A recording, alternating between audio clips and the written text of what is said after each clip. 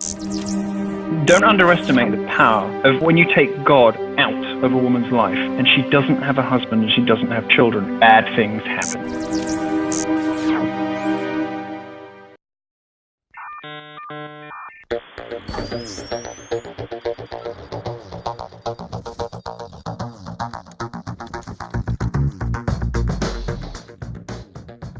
Hello and welcome to The Download, coming to you live from our Church Militant Studios here in Detroit, Michigan. I'm Christine Niles. Toxic masculinity. It's a phrase we hear with increasing frequency in this age of #MeToo. But what exactly does it mean?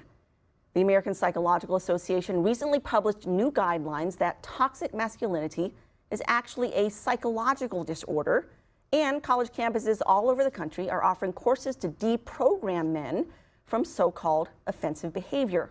Now, of course, we all agree that violent, bullying, abusive behavior is wrong, whether it comes from men or women. But a lot of people are wondering if the whole toxic masculinity slogan is just another way for feminists to attack men who are not abusive, but simply strong, direct, and yes, masculine. So today we're going to take a look at the other side of the coin, the one thing people are not talking about: toxic femininity. It is a thing. So Simon will discuss a Gillette ad that's received a great deal of backlash. Stephen will take a look at the hypocrisy of the toxic feminism movement. And Anita will discuss playing the victim card. Okay, so Simon, this ad has been getting tremendous attention. It has, yes. So, contrary to popular opinion, I did shave this morning, but not with the Gillette razor. There's plenty of reasons for that. They're just very expensive and not very good. But their most recent advert also is extraordinarily problematic for anyone with a functioning brain. They put this advert out recently, and just on the whole aggregate social media like it, dislike it thing, over 2/3 of a million people have said we don't like it. They've thumbs down, disapprove. Just over 250,000 have said that they do like it. Now, at the risk of mansplaining, 2/3 of a million is considerably higher than 250,000. Let's take a look at the advert itself so we all know what we're talking about. Bullying. The Me Too movement against sexual harassment. Masculinity. Is this the best a man can get? Is it? It's likely happening here in bullying as well. A problem. We can't hide from it. Sexual harassment is taking over. It's been going on far too long. We can't laugh it off. Who's the daddy? What I actually think she's trying to say. Making the same old excuses. Boys will be boys. Boys will be boys. Boys will be boys. But something finally changed. Allegations regarding sexual assault and sexual harassment. But she says it's toxic. And there will be no going back. Because we believe in the best in men. Men need to hold other men accountable. Smile, sweetie. Come on. To say the right thing. To act the right way. Bro, not cool, not cool. Some already are. In ways big Yo, men, and small. I am strong. But some is not enough. It's not how we treat each other, okay? Because the boys watching today will be the men of tomorrow.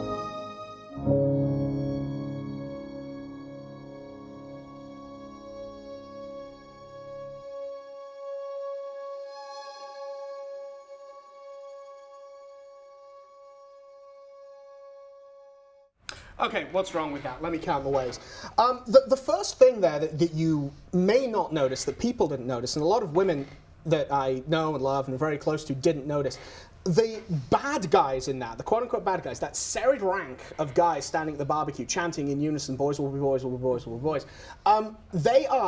those are basically just like suburban, middle-class American guys. The problems identified in that. And it's interesting that we have the problem of sexism in some kind of a sitcom there, and we have a kind of sort of offensive to women gangster rap video there. Those problems, those issues, firstly, the sexism that appears, of that kind of horribly offensive, disgusting sexism that appears in the sitcoms, guys don't like that. They don't go, oh yes, this guy, this fictional character who's showing that, is the hero of the piece. No, he is the butt of the jokes. You know, Al Bundy is held up, for example. He's held up as this. He's the butt of the joke. I look at him and I laugh. He's a buffoon. He's a thing. That's it. He's not my hero. He's not what I want to be. I want to be someone else who shows these respect there. Interestingly, on the whole issue of the gangster rap video, very interestingly, there is that the young lady dancing in the video that you see there, she's white. I don't want to make this about race, but most of the women in those videos are black because they're made by black rap artists for a black audience. You want to talk about gangster rap and the demeaning of women, the promotion of rape in those, and those are actually explicitly promoting rape, promoting violence, promoting drug use, promoting all of these toxic behaviors. You want to talk about that? That is pushed by not suburban dads, black or white. I mean, obviously there's some black guys in that suburban dad at their barbecue rank there, but it's pushed by these rap artists who are not these suburban, well-to-do middle-class guys. It is not supported by middle-class guys. Middle-class guys are not out buying the latest gangster rap video. Right. The people who are pushing that narrative and that kind of behavior are absentee fathers. They are the fathers who aren't there. They're the fathers who have got baby mamas sitting there in the projects or the ghetto or whatever. And black or white, it's rich or poor. It's not an issue of race at that point. It's something else. That's the problem there. You're blaming the wrong people. The other thing that I think is abjectly fascinating about this, and I actually mentioned it on your Facebook page, Christine, you're marketing now to people who don't need to use razors because they have no testosterone to grow beards. And I know that's a bit of a funny joke, but the whole pitch of the best a man can get during the Gillette campaigns was the woman kisses you on the cheek. Why? Because you have shaved your beard off. When I go to kiss my wife, if I haven't shaved that day, it's like I just exfoliated her face and she doesn't like it so much. This is the curse of manhood. You know, you've got to do that. Now, that's why it's the best a man can get. You can now exist in society and you can exist and not offend your wife with your beard. But some other social media comments that I think are good, some YouTube comments. Let's take a listen here.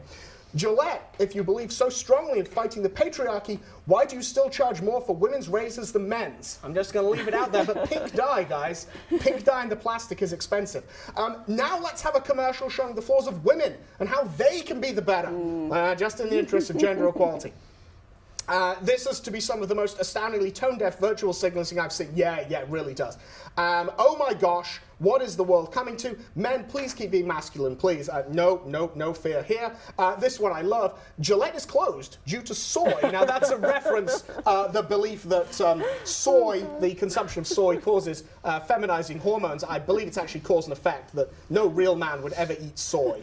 Oh, I'm going to get the emails now. But we actually have, on that note, we've got a great picture that was put in Twitter. Let's take a look at this picture that somebody tweeted out here. And as you can see, Gillette really works. You have the classic sort of masculine fellow, turns into some kind of quinoa eating excuse for masculinity. Now, obviously, all of that... chamomile tea. It's chamomile tea. Now, obviously, all of that is...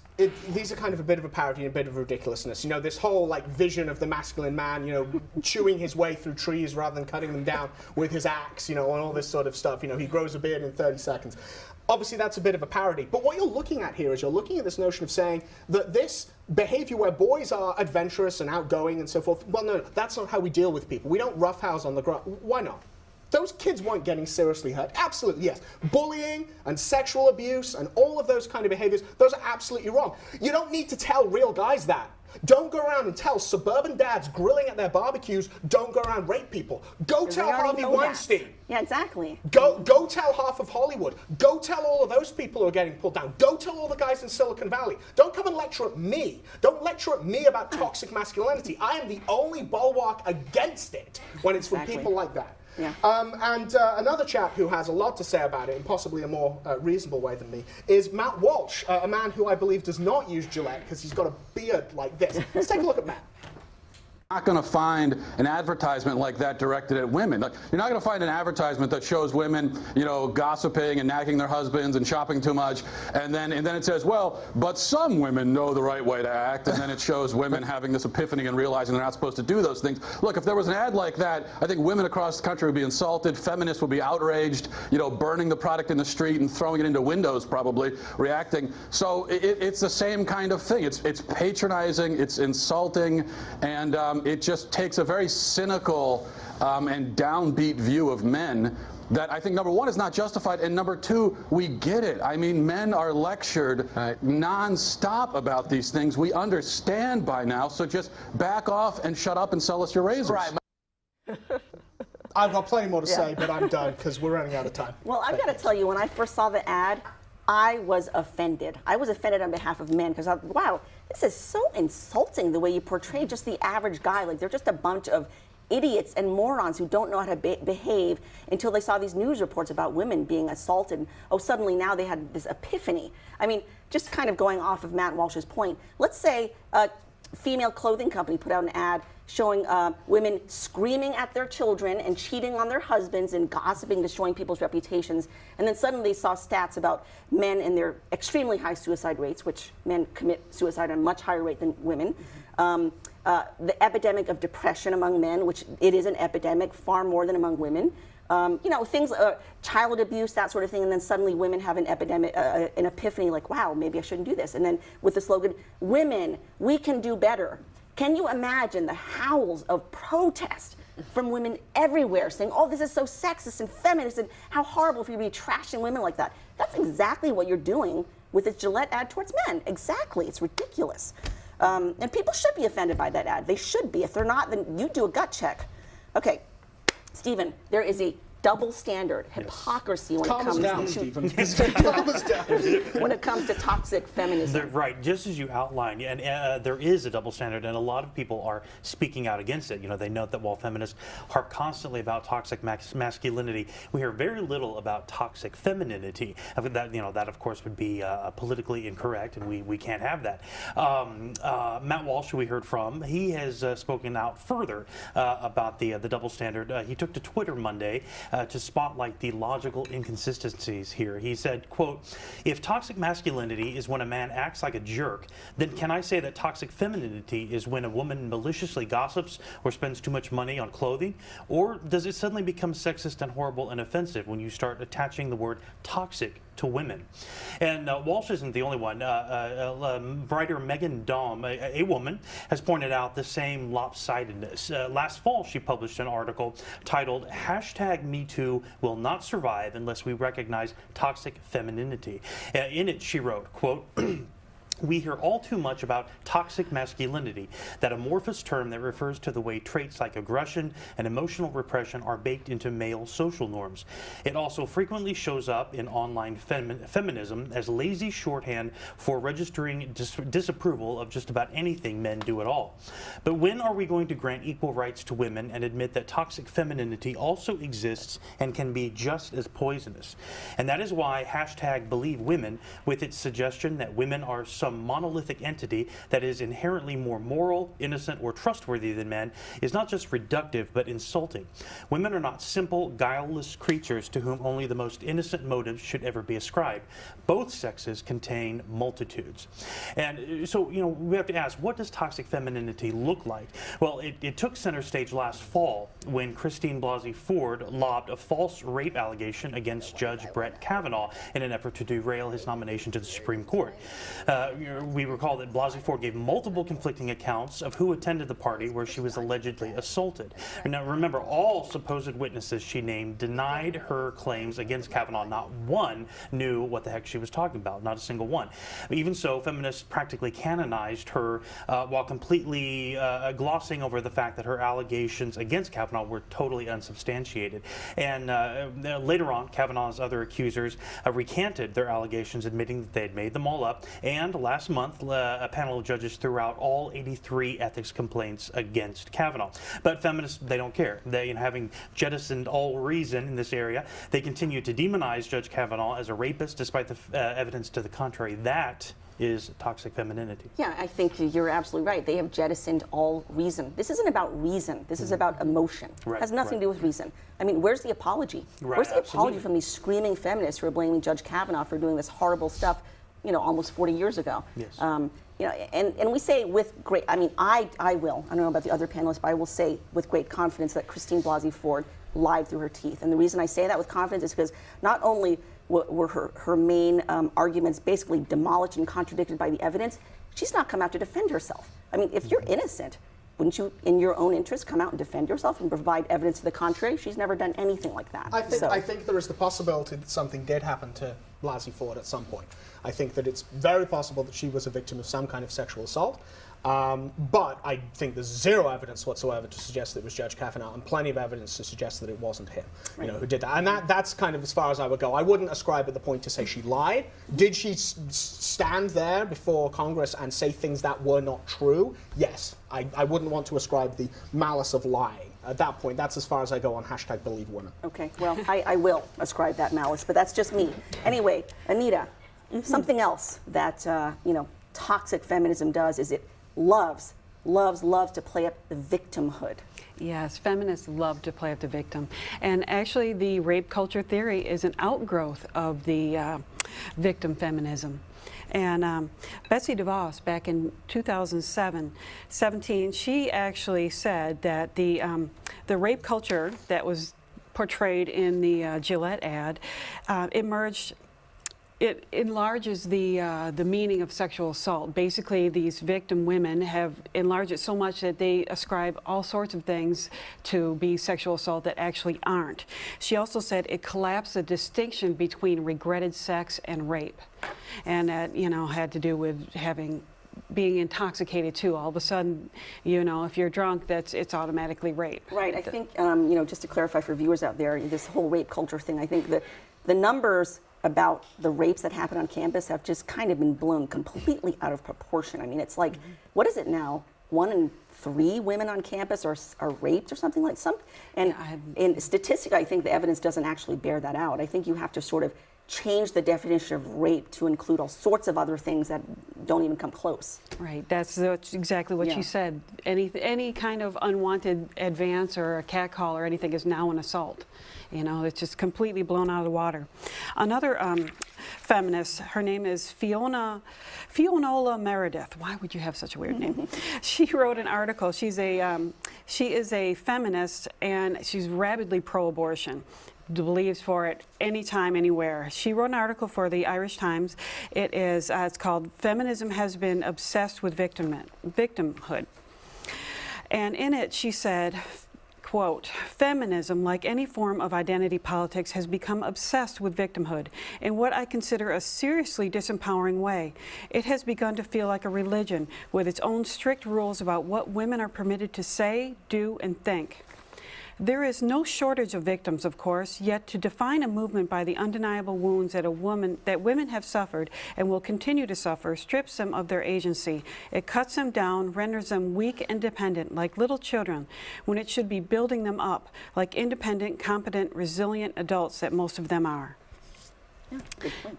It is a good point. And, there's another thing. In doing the research for the show, I found there was a Dr. Janice Fiamengo. She's a professor at the University of Ottawa in Canada, and she actually calls victim feminism, she ascribes it to victim mentality disorder, just like how they say toxic masculinity is a disorder. Well, victim mentality disorder is a real thing.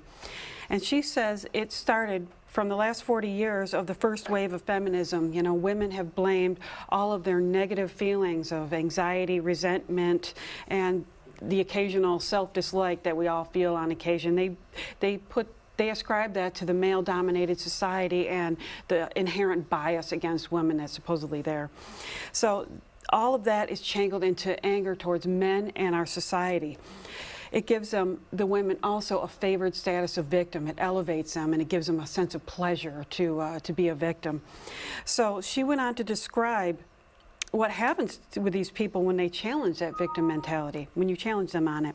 She says it's a learned trait, and those who have it are self-absorbed, and they either lack the ability or willingness to see things from another's point of view.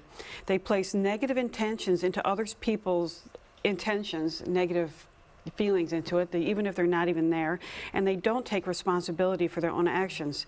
She says they're hyper defensive and react with accusations of further abuse if you even dare to question their story or offer counter arguments. Yeah, you know what? I am convinced with a lot of these feminists, these really angry feminists, whatever, I'm convinced that somewhere along the line when they were little kids, maybe they dealt with an abusive father, maybe there was some father figure in their lives. who was abusive towards them or demeaning or whatever, and then they just kind of were angry at that, never resolved the anger, and sort of universalized that anger towards all men. I know that was the case with me for a while because I kind of went through a brief stint of feminism when I was younger, but a lot of it had to do with just anger towards my father. And once a lot of that was resolved, then sort of the rest of it went away. I think that's the case with a lot of these feminists. And if you read about some of their things that they went through in childhood, it kind of bears that out. But there's an inherent illogic to this toxic feminism movement in the sense, for instance, and we brought this up before, where they're all demanding that men respect them. You've got to respect me as a whole person, body and soul and brain and all that stuff. And yet, these are the same people who are the most obsessed with like female genitalia. They march in the DC Women's March as dressed up as vaginas, and yet they're screaming, "Respect me," when they're making a total, spectacle, ridiculous spectacle of themselves. An angry purple-haired woman dressed as a vagina will lecture me about dignity. There we go. Even when you don't have that extreme of behavior, just having a woman like trying to be one of the guys in a coworker situation, they're out drinking heavily with them and swearing and all that, the men aren't going to respect you. No, they're not going at to all. treat you like one of the guys and with the same disrespect they treat each other. Yeah. And you can't be offended when you're acting like one of them. Yeah. Well, I mean, with that point, it's a bit of a joke, but it's kind of true. Men show that they like each other by insulting each other. Women show they hate each other by complimenting each other. And that's obviously that's a bit of a parody, but it comes down to this point that men and women are different. They interact differently internally with each other, and they interact with each other differently. There's a whole complexity, and civilized people learn that, and you learn to behave. And again, to come back to that whole point, all of this notion of this abuse and sexual harassment and all this sort of stuff, guys know that it's wrong. We don't need to be told by Gillette or indeed by anyone else to be as wrong. There was this whole thing that had Anna Kasparian telling me that this whole Me Too movement. Yeah. Anna Kasparian of the Young Turks, who sits there, I don't know if she herself, she sits there next to a guy who denies the Armenian genocide. Really? Really? Yeah, I have nothing to say to Anna Kasparian at that point. Some of the things that she said on the election night of Donald Trump about women in general and women who voted for Trump, they do not bear repeating. Anna Kasparian is, herself, he's just a toxic individual. Male, female, or can't decide. That, Gillette, is who you choose to be the face of your thing? Yeah. Really? Yeah, I mean, really good writers like Christina Hoff Sommers, who she calls herself a feminist, but an equity feminist, because there are different kinds of feminism. She's been writing about this war on men for a long time. Same with Camille Paglia and some of these other people. I mean, for instance, in the school system, education system, normal boy behavior. And yes, boys can roughhouse. They're a bit more. Let's just say they're more active, than girls tend to be. But in schools, that's treated as a very bad thing, and so boys tend to get worse grades than girls. Yeah. But they're being punished for behavior that's just normal boy behavior. It's not bad. It doesn't mean these people turn into like horrible, abusing, violent people. It's just, I think this claim now that there's this patriarchal system that's oppressing women and women are still kind of down here and men are way up here. I feel like that's kind of going this way now.